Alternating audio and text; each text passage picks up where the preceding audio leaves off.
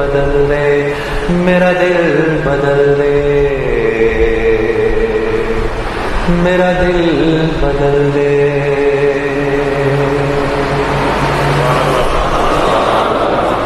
کون کون یہ چاہتا ہے کہ اللہ پیسے کے بغیر میرے کام بنائے؟ ہاتھ کھڑا کرو، سوچ لو۔ اچھا ٹھیک ہے جی، سب چاہتے ہیں۔ میں تمہیں ایسا اب نسخہ دے دیتا ہوں، بھائی جنید صاحب آپ نے بڑی تقریریں کی، بڑی پھڑے ماری، تو اب آپ طریقہ بھی بتا دیں۔ میں آپ کو طریقہ بتا دیتا ہوں، اور قسم کھا رہا ہوں میں اللہ کی، اگر تم نے وہ کر لیا تو اللہ تمہیں بغیر مال کے پال کے دکھائے گا۔ ٹھیک ہے، اب غور سے سننا میری بات۔ مولوی صاحب وہ قرآن کی کون سی آیت ہے جس میں اللہ نے مال خرچ کرنے کے 6 طریقے بتائے ہیں کہ اس پہ خرچ کرو، اس پہ خرچ کرو، اس پہ خرچ کرو، مساکین پہ خرچ کرو، رشتہ داروں پہ خرچ کرو؟ ایک آیت ہے، کوئی حافظ اگر ادھر بیٹھو، آپ کو یاد آ رہا ہے؟ ذرا بتاتے جاؤ۔ پہلے کس کا نام لیا؟ سب سے پہلے اپنے مال کے 6 حصے کرنے ہیں۔ آج کے بعد جو گھر میں پیسے آئیں گے اس کے 6 حصے کرنے ہیں۔ ٹھیک ہے، غور سے سن لو۔ جو گھر میں پیسے آئیں گے اس کے کتنے حصے کرنے ہیں؟ 6 حصے کرنے ہیں۔ سب سے پہلے کس پہ خرچ کرنا ہے؟ فقراء پہ خرچ کرنا ہے۔ ٹھیک ہے جی، سب سے پہلے کس پہ خرچ کرنا ہے؟ پھر کس کا نام لیا؟ پھر مساکین کا، جو مسکین ہیں بیچارے۔ ٹھیک ہے، پھر اس کا نام لیا؟ ہاں، یہ عاملین کون ہوتے ہیں؟ جو اچھا، یہ وہ والی آیت ہے جس میں گردن چھڑانے والوں کا بھی ذکر ہے۔ ٹھیک ہے نا۔ پھر جو کسی نیک مقصد میں اپنے مال کو، آپ کے مال کو خرچ کر رہے ہوتے ہیں نا، ان پر علماء سے پوچھ لینا عاملین کس کو کہتے ہیں۔ یہ تیسرے لوگ ہیں جن پر خرچ کرنا ہے۔ چوتھا کون ہے جی؟ جن کو دین کے قریب کرنے کے لیے، ہاں، جن کو دین کے قریب کرنے کے لیے، یعنی جب اللہ کے راستے میں، یعنی جو قریب آ رہا ہو اس پر خرچ کرنا، جو دین کے قریب آ رہا ہو اس پر خرچ کرنا۔ یہ نہیں کہ دعوت دینے گئے تو اسی کے گھر میں کھانا شروع کر دیا۔ جی ہاں جی، میرا ایک دوست ہے، وہ تو یہ کرتا ہی کرتا ہے، میں اس کو سمجھاتا ہوں نہ کیا کر۔ وہ جس کے گھر جاتا ہے، سر ہم بیٹھے ہوئے چائے منگوا لیں گھر سے، اندر سے، جس کو دعوت دینے گئے ہیں اسی کے گھر سے چائے منگوا لی۔ جس بندے نے مجھے وصول کیا تھا، جنید غنی نے، وہ مجھ پر پیسہ خرچ کرتا تھا، اتنا کہ میں شرم کے مارے مجھے سمجھ میں نہیں آتا تھا میں کیا کہوں، میں اس کی ہر بات مان لیتا تھا، وہ مجھ پر خرچ کرتا تھا۔ ٹھیک ہے، 4 ہو گئے، 5واں گردنیں آزاد کرنے قیدی، جو قیدی ہوتے ہیں، جو عدالتوں میں پھنسے ہوئے ہوتے ہیں، جن پر قرض چڑھے ہوئے ہوتے ہیں، اللہ کے راستے، وابن السبیل، اور جو اللہ کے راستے میں ہوتے ہیں۔ 6 تو یہ ہو گئے۔ اپنے مال کے کرو 7 حصے، اور 7واں حصہ گھر والوں پر۔ اب یہ بات تو بڑی، پھر سمجھ رہے ہو کہ پاگل ہوں نا؟ ہاں، کوئی گل نہیں، میرے نبی نے اللہ کا ذکر ایسے ہی کرنے کو کہا کہ لوگ تجھے پاگل ہی سمجھیں، تو پاگل بھی اگر سمجھ رہے تو کوئی بات نہیں۔ اپنے مال کے کرو 7 حصے، اور اگر تم نے اس طرح مال خرچ کر لیا، میں قسم اٹھا کر کہہ رہا ہوں کچھ عرصے بعد تمہیں روپے پیسے کی ضرورت سے اللہ آزاد کر دے گا۔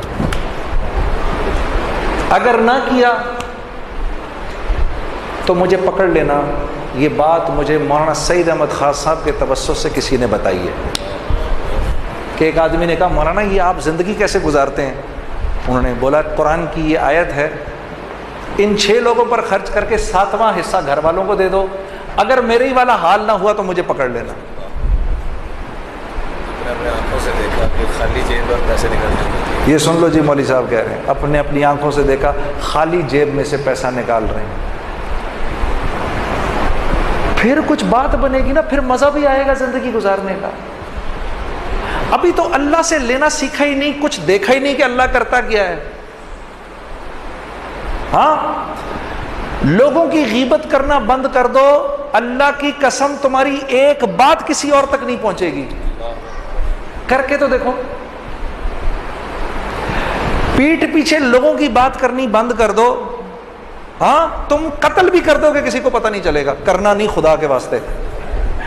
ہاں، سیال کوٹیوں یہ پتہ چلے کل کو یہ بات بھی فیس بک پہ چڑھی ہوئی ہو کہ جنید جمشید کہہ رہا ہے قتل کر دو. آج کل تو تمہارے بھائی کے پیچھے سب پڑے ہوئے ہیں نا.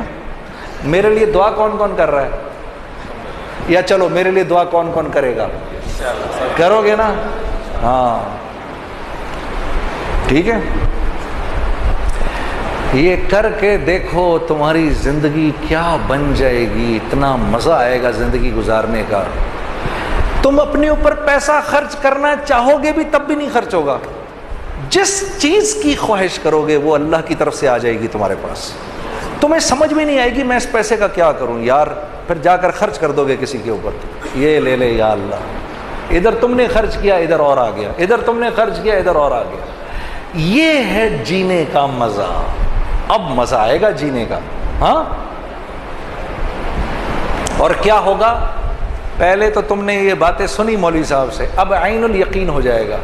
اب تمہارا دل کرے گا یار. میں سوچتا تھا یہ صحابہ دڑا دڑ اس طرح کیوں خرچ کرتے ہیں. سیدنا عمر نے رضی اللہ تعالیٰ عنہ نے اپنی امارت کے دوران, یہ بھی حیات الصحابہ میں ہے, یہ آپ نے 1000 درہم کی ایک تھیلی لے کر غلام کو دی کہ جاؤ ابو عبیدہ کے پاس, امین الامت. ہمیں تو سارے ہی صحابہ پیارے ہیں, پتہ نہیں کیوں میں جب ان کا نام لیتا ہوں میرے دل میں ان کے لیے بڑی محبت ہے, ابو عبیدہ بن جراح کے لیے.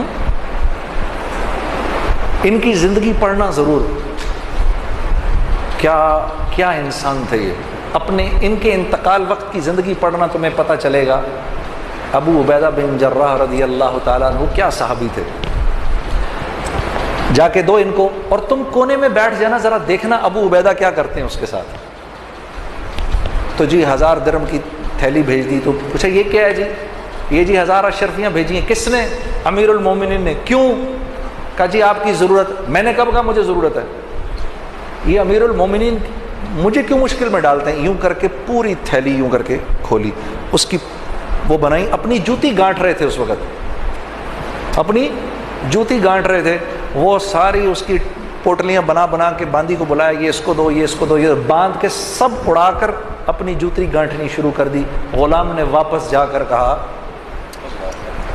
امیر المومنین آپ کے 1000 درہم کا, 1000 اشرفیوں کا یہ حشر ہوا ہے. ہاں زبان سے نکلا اللہ اکبر, اللہ تیرا شکر ہے, کیسے لوگوں پہ تو نے مجھے امیر بنایا ہے. پھر 1000 درہم کی تھیلی اٹھائی اور کہا لے جاؤ اب یہ معاذ بن جبل کے پاس جاؤ اور دیکھنا وہاں کیا ہوتا ہے. یہ حضرات گرامی علماء کرام, ان کا جھنڈا کل ہوگا معاذ بن جبل رضی اللہ تعالیٰ عنہ کے ہاتھ میں, اور یہ حضرات ان کے پیچھے ہوں گے انشاءاللہ. ہاں تو جناب ان کو دی, انہوں نے بھی ایسے کھول دی پوری تھیلی. کیوں بھیجا بھائی, کیوں بھیجا؟ ہم نے کب کہا امیر المومنین کیوں مشکل میں ڈالتے ہیں. سب بانٹ دی. تو ان کی بیٹی اور ان کی بیوی آ گئی کہ بھئی ہمیں بھی ضرورت ہے.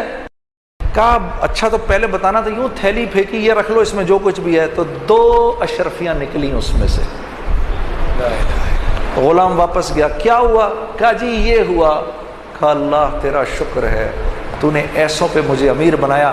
پھر فرمانے لگے معاذ بن جبل, ابو عبیدہ بن جراح اور حذیفہ بن یمان, یہ تینوں ایک دوسرے کے بھائی ہیں. کہ ان کو واقعی دل نہیں کرتا تھا. یہ جانتے تھے یہ مال اور طاقت اور حکومت کے بغیر پلنا جانتے تھے, اس لیے ان چیزوں سے ان کو کراہیت ہوتی تھی جو ہمیں پسند ہیں. ہاں ہمیں وہن ہو گیا ہے. ہمیں کیا ہو گیا ہے؟ وہن. تو صحابہ نے پوچھا یا رسول اللہ وہن کیا ہوتا ہے؟ کہا دنیا کی محبت اور آخرت کی کراہیت. موت کی کراہیت ہے ہمیں, ہم مرنا نہیں چاہتے. اللہ سے ملنے کا, اللہ سے ملاقات کا شوق نہیں ہمارے دل میں میرے دوستوں. ہمیں یہ سڑی گلی, سڑی گندی بدبودار دنیا پسند ہے. یہ دنیا ہمیں دے کیا سکتی ہے؟ معاف کرنا آپ کو بٹھا لیا تھوڑی دیر کے لیے. یہ دنیا